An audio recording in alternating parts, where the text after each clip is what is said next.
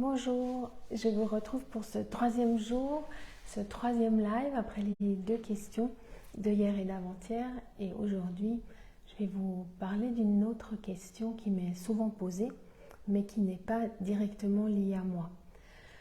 En fait, quand on s'est rendu compte que je voyais les auras, je pense que je vais vous parler de ça peut-être demain ou après-demain, comment je m'en suis rendu compte, ce qui s'est passé pour moi et comment je l'ai vécu. Et quand on s'est rendu compte que je voyais les auras, j'avais 16 ans et assez rapidement, voilà, j'ai été à l'université, j'ai fait psychologie, certains d'entre vous le savent. Et en sortant de l'université, j'ai décidé d'enseigner la perception des auras aux autres personnes. Donc j'ai commencé à donner des séminaires dans lesquels les gens apprenaient à contacter leur perception, pouvaient se rendre compte de la façon dont ça se passait pour eux, aussi prendre conscience des perceptions qu'ils avaient déjà, ça je vous en reparlerai aussi.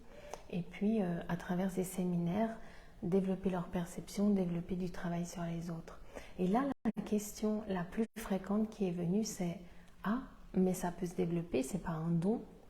Voilà, et ça c'est vraiment une question qui était importante dans ma vie parce que j'ai passé beaucoup d'années et beaucoup des choses que j'ai faites, mon but c'était de démystifier cette vision-là.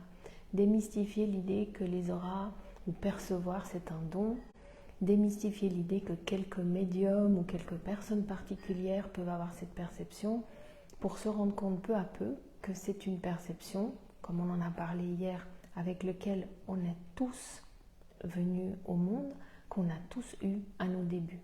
En fait, la perception des auras, c'est pas, comme on l'a déjà dit la première vidéo, c'est pas voir des lumières autour de la tête, mais c'est une perception du monde, c'est une écoute, une attitude dans laquelle je vais commencer à ouvrir tous mes canaux perceptuels en fait, à ouvrir tous mes canaux de perception et à commencer à sentir, à ressentir le monde autour de moi. Et que dans ce processus dans lequel je ressens le monde autour de moi, je vais commencer à m'ouvrir, à recevoir des informations. Tout est une histoire d'information. Nous sommes tous émetteurs et récepteurs d'informations. Et puis nous allons pouvoir ouvrir ces canaux qui reçoivent ces informations ou les laisser fermer ou les bloquer complètement. Et quand on commence à réécouter son propre corps, réécouter ses propres perceptions, on se rend compte qu'elles sont très très fortes chez chacun d'entre nous. C'est ce qui va nous permettre de sentir que quelqu'un qu'on connaît n'est pas bien, par exemple. Si mon mari rentre et puis qui dit tout va bien, moi je vais pressentir en fait en lui que ça va pas, même s'il me dit que ça va, parce que je le connais, c'est vrai, mais aussi parce que j'ai un ressenti intérieur. Ce ressenti intérieur, il ne va pas passer simplement par la vision. Il ne s'agit pas de voir les auras, mais il s'agit de percevoir, parce que ça va passer par mes sensations, ça va passer par mes émotions, ça va passer de manière kinesthésique par des sensations corporelles, ça va peut-être venir avec des sons dans ma tête, ou avec des images, ou avec des flashs. Ça peut passer par tous les sens en fait que j'ai à l'intérieur de moi, et tous ces sens vont me donner une sensation, vont me donner une information de ce qui se passe autour de moi. C'est comme quand je suis dans un lieu et que ça m'est désagréable, ou que je suis à côté de quelqu'un et puis que je commence à sentir un mal-être en moi. Voilà, c'est toutes ces sensations qui me parcourent toute la journée, mais que je vais avoir l'habitude soit de ne pas écouter, soit de refouler, soit de me sentir envahie par elles, plutôt que de simplement les voir comme des canaux de communication et comme des possibilités d'avoir de l'information. Et donc, cette capacité d'écoute, cette capacité qui est là en nous, on peut simplement choisir de l'ouvrir, d'y être plus attentif, mais pour ça, on a besoin d'avoir des clés.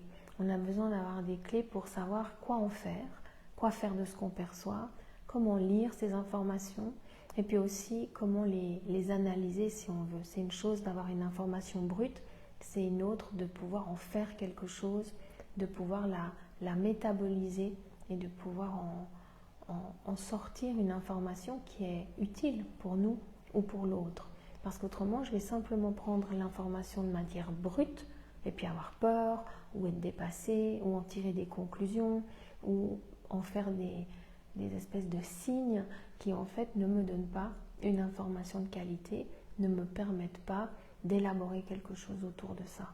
Donc c'est vrai que tout le monde peut sentir, tout le monde peut pressentir. Moi je l'ai vu à travers toutes ces années, dès qu'on enseigne aux gens à percevoir l'énergie, ils vont avoir beaucoup de facilité, d'abord avec la main, quand on perçoit l'énergie comme ça, la première couche de l'aura, le corps éthérique, 100% des gens ressentent. Et puis on peut même apprendre à voir avec les yeux sur un mur blanc. Je vous expliquerai peut-être ça dans une des vidéos, comment voir au niveau physique l'aura. Mais une fois qu'on a vu, une fois qu'on a perçu, on a besoin de pouvoir en faire quelque chose. Parce que si on n'est que dans la perception, toutes ces perceptions vont nous envahir. Et c'est souvent parce qu'on ne sait pas comment les traiter, en fait, que l'on se coupe de ces informations-là. Donc on peut dire que non, percevoir l'énergie n'est pas un don, mais que l'idée, c'est pas que tout le monde va commencer à percevoir des lumières partout, c'est que chacun va pouvoir recontacter à l'intérieur de lui la possibilité de sentir, la possibilité de pressentir les choses et puis d'écouter ses pressentiments, ses sensations, ses émotions. Et donc de devenir un récepteur d'informations et que ces informations puissent circuler à l'intérieur de nous avec facilité. Donc ce n'est pas un don, c'est juste une capacité humaine. Les chats perçoivent les auras, les mammifères en fait, tous les mammifères perçoivent les auras. Nous sommes des mammifères en tant qu'êtres humains et donc nous sommes faits pour percevoir. Après, donc cette perception, je vais plutôt dire tout d'abord, cette perception, elle n'a rien à voir avec un don, avec une capacité spirituelle. Après, c'est ce qu'on va en faire, comment je vais utiliser cette perception, comment je vais utiliser mes capacités, qui va en faire quelque chose de spirituel ou pas. Je pourrais très bien utiliser ma capacité pour sentir ou pour mieux vendre quelque chose à quelqu'un, et puis je peux choisir de l'utiliser pour guérir, pour aider les autres, pour donner des clés aux autres personnes ou pour élaborer avec elles de manière à ce qu'elles reçoivent ce dont elles ont besoin. Et ça va être la façon dont je vais choisir d'utiliser ma perception. Mais concrètement, percevoir n'est pas une capacité spirituelle ou un don spirituel, c'est une capacité humaine qu'on a coupée, de laquelle on s'est déconnecté pour différentes raisons et qu'on peut tout à fait retrouver, reconnecter facilement. Voilà. Alors je vous laisse me dire en dessous de cette vidéo, est-ce que c'est des questions que vous vous êtes posées? Est-ce que pour vous c'est un don? Est-ce que vous, par cette vidéo, ça vous ouvre une autre vision de ces choses-là, de la perception?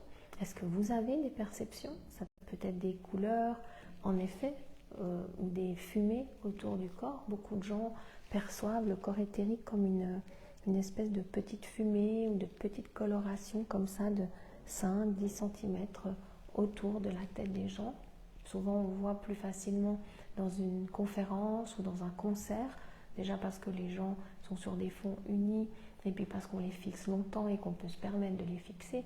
Si vous êtes dans le bus ou dans le métro et que vous fixez quelqu'un comme ça passe pas très bien. Donc peut-être essayez, exercez-vous au théâtre, au cinéma, voyez au théâtre ou à l'opéra ou dans une conférence pour voir si vous voyez quelque chose comme ça.